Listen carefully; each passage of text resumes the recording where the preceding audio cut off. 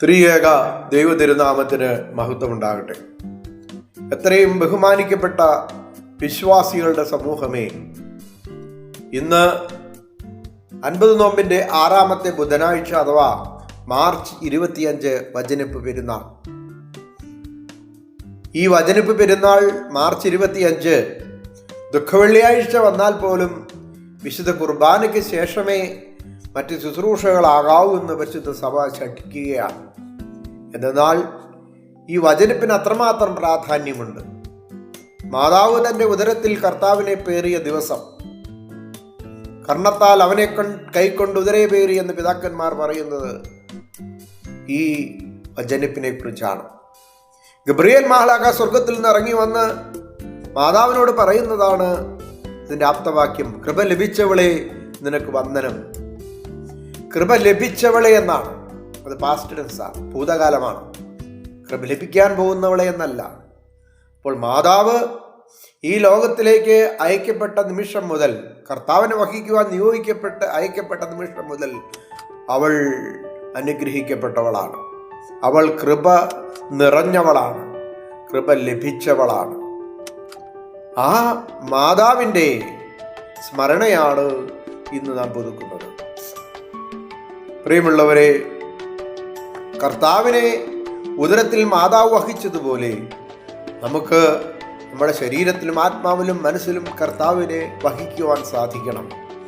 കർത്താവ് നമ്മുടെ ഉള്ളിൽ വസിച്ചു കഴിയുമ്പോൾ, അവൻ നമ്മിൽ രൂഢമൂലമായി കഴിയുമ്പോൾ നാം പുതിയ സൃഷ്ടിയായി മാറുകയാണ്. മാതാവിനെ പോലെ അനുഗ്രഹിക്കപ്പെട്ടവരായി നാമും മാറുകയാണ്. അതുകൊണ്ടാണ് മാതാവ് പറയുന്നത്, അവൻ നിങ്ങളോട് എന്തെങ്കിലും പറഞ്ഞാൽ അതുപോലെ ചെയ്യണമെന്ന് കാനാവിൽ പറയുന്നത്. മാതാവ് കർത്താവിനെ ഏറ്റെടുക്കുമ്പോൾ പറയുന്ന ഒരു കാര്യമുണ്ട്: ഇതാ ഞാൻ കർത്താവിൻ്റെ ദാസി, നിന്റെ വചനപ്രകാരം എനിക്ക് ഭവിക്കട്ടെ.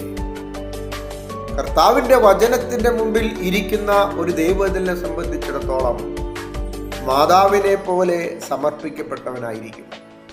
അവൻ്റെ വചനത്തെ ശിരസ ഉൾക്കൊണ്ടുകൊണ്ട്, അത് അപ്പമായി വിശുദ്ധ കുർബാനയുടെ വരുമ്പോൾ വിശുദ്ധിയോടെ സ്വീകരിച്ചുകൊണ്ട് നാം അവനു വേണ്ടി നിലകൊള്ളുമ്പോൾ നാം അവൻ്റെ മക്കളായി മാറുന്നു, നിത്യജീവൻ അവകാശികളായി മാറുന്നു. മാതാവ് നിത്യജീവൻ അവകാശിയായി തീർന്നതുപോലെ നമുക്കും മാതാവിൻ്റെ മധ്യസ്ഥതയാൽ അപ്രകാരം സംഭവിക്കട്ടെ എന്ന് പ്രാർത്ഥിക്കുകയാണ്. ഈ വചനപ്പിൻ്റെ ദിവസം ദൈവത്തിൻ്റെ വചനം നമ്മുടെ ഉള്ളിൽ നിറയുവാൻ ഇടവരട്ടെ. ദിവസവും തിരുവചനം വായിക്കുന്ന ഒരു ശീലം നമുക്കുണ്ടാകണം. ആ വചനത്തെ ഉൾക്കൊണ്ടുകൊണ്ട് മാതാവിനെ പോലെ കർത്താവിനെ ഏറ്റവും അധികം സ്നേഹിക്കുവാൻ നമുക്ക് സാധിക്കണം. കർത്താവിനെ പോലെ തൻ്റെ അമ്മയെ ഏറ്റവും അധികം സ്നേഹിച്ചതുപോലെ നമുക്കും മാതാവിനെ സ്നേഹിക്കുവാൻ കഴിയണം.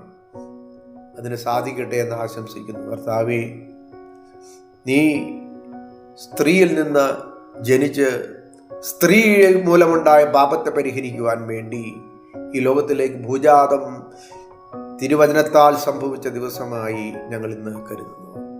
കർത്താവേ, ഞങ്ങളുടെ ഉള്ളിലും നീ വചനമായി വന്ന് വസിക്കണമേ.